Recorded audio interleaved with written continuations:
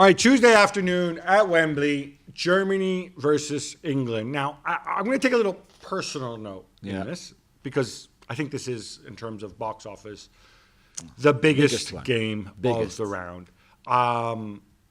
We've both lived in this country, in England, for many, many years, so we're very well aware of the psychodrama, this rivalry with Germany. Now, I want to stress this to get this out of the way, first and foremost. If you ask Holland who their biggest footballing rivals are, they will say Germany, as chronicled by one Simon Cooper. Yeah. If you ask Italy, maybe just the fact that we've both won 4 World Cups, we will say Germany, and we've had many historic games against them, including, the game of the century, 1970. I'm assuming, being French, you guys had very much so. Very much so. Right? With issues with Germany? Yeah, 82, 86, So, etc. England obviously see themselves. I want to think all these countries in Europe have this one-way rivalry with Germany. And I think Germany, they're a little bit like the Dallas Cowboys in the NFC East, right? Yeah. They don't really care. Everybody sees them as these are all one-way rivalries, I think, is what I'm driving at. So the way we live this psychodrama in this Anglo press that we're here, and they're really turning the screws between yesterday Which we knew they would. today. We knew they would, and it's part of the ritual. It's part of the fun of the Euros. I'm saying it's not really being felt in the same way in Germany. Definitely. I'm speaking to German colleagues. They're concerned. They're concerned that Löw is gonna fizzle out. They're concerned of the performances they saw last time round. They're having different types of debates. They don't, they respect England. They know 1966, the Wembley goal that maybe shouldn't have stood and whatever. But they have their own history, is what I'm driving at. Yeah, and the weight of history. And certainly, I've seen someone saying that there's a curse from Germany over England, and those kind of words don't come up in the German media or among German people either. It's very much here. And I think for me, the key of this game is a 50-50 on paper. You've got great players in both teams, maybe a bit more momentum for England, but it was not great in the group stages either. And certainly England never had a performance like the Germans had against Portugal, which was really convincing. Okay, they could not follow it up, but still, it was there. We haven't seen that from England. For me, the key of this game, however, is how well you will deal and cope with expectation and pressure, with all that weight of history of the past. And I know a lot of the England players were not born in 1990 or in 1996 or, whatever, but they all know the stories. They all know the penalty shootouts. They all know the heartbreaks. They all know the scars. They all know all of that. And I just think that this is already a huge part of this game. And the team that will deal the best with it, and for me, it will be the Germans, because they've got that mentality in them anyway. The team that will deal the best with that will win this game. I was sort of looking back through past results, because people love bringing this up. England have actually beaten Germany in Charleroi I think it was Euro 2000. Although that was the weird one where England still got eliminated. The Phil Neville Euros, as I think it's known. Their record against Germany at Wembley when they have played, not good. No, the Germans say Wembley is like a German stadium. They feel at home, I can see. That's the kind of stuff. That's bulletin board material. Exactly. If you're at Gareth Southgate, you go there and you say, "This is our house. Nobody comes to our house and pushes us around." Yeah. And for all the deficiencies we found with England, they have yet to concede a goal in this tournament in their house, right? Yeah. That's pretty huge. That bodes well. But then everywhere he says, Gareth Southgate 25 years ago missed a pen in your house against the Gareth Germans. Southgate strikes to me like a man who is very spiritual, very zen.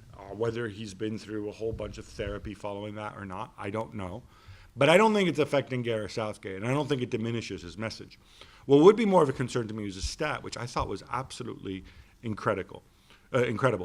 Since Harry Kane scored that winner against Tunisia in 2018, England have played 11 games in major tournaments, counting the Nations League.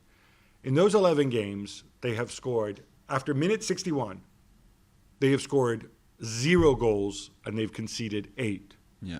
That is the thought that would keep me up at night. Yeah. Why? Completely.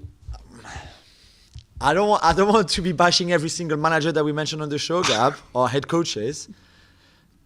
I just don't think there's enough of a structure in this team to have a much better control of second halves in games, especially games when they're ahead. Because if you look at a lot of those games, they go ahead and then they concede goals, and either it's a draw or they end up losing the game, i.e. the World Cup semi-final against Croatia. So far in this tournament, that has not happened. They took the lead against Croatia, kept the lead. They took the lead against the Czech Republic, take the lead, no problem. Let's see against Germany if that happens again. But they certainly had issues with controlling games, seeing out games, and dealing with pressure that the opposition can put on you in second halves, which is what they do if they're behind. Just sticking with that stat, I'm very skeptical when people pull up stuff about, statistics like so-and-so haven't beaten anybody since, 1954 in the home nation share.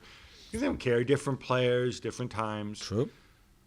But this statistic is a concern. It's not normal because it's the same group of players, the same manager.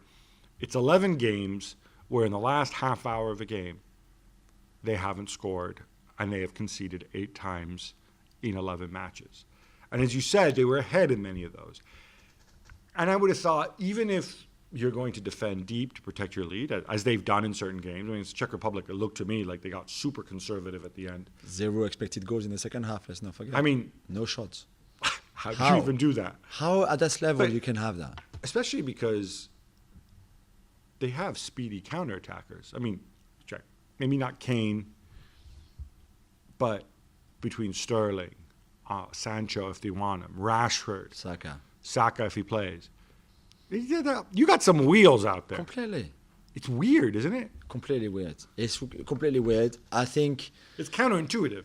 Yeah, and it's not using all the talent that you have at your disposal. But again, I don't think Southgate is a good head coach. He's a very good coach, a very good manager. He's a good person. He's a good person, but I don't think it's enough when you reach a certain level. And I think that stats shows it so well, Gab. Why would those second halves always have the same pattern? Why do you stop playing? Why do you not go for a second goal against the Czech? You could easily it could have cost you, and it cost you before because, as we said, you keep getting pegged back.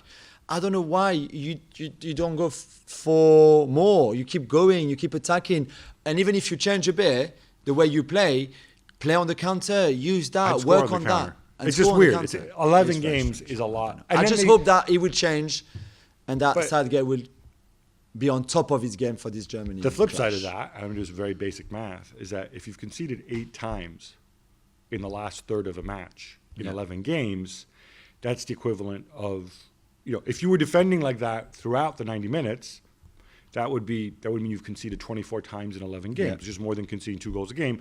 You cannot afford to do that if you're a top side, if you want to win things. You cannot concede more than 2 goals a game. You can't. And it can't be fitness reasons because they don't press or certainly don't press enough. So they have a spell of 10, 15 minutes maybe where they go high and it's quite intense. But then they can't be tired for the last hour because they don't do that enough anyway. Thanks so much for watching ESPN on YouTube. And for more sports highlights and analysis, be sure to download the ESPN app. And for premium content and live streaming, subscribe to ESPN Plus.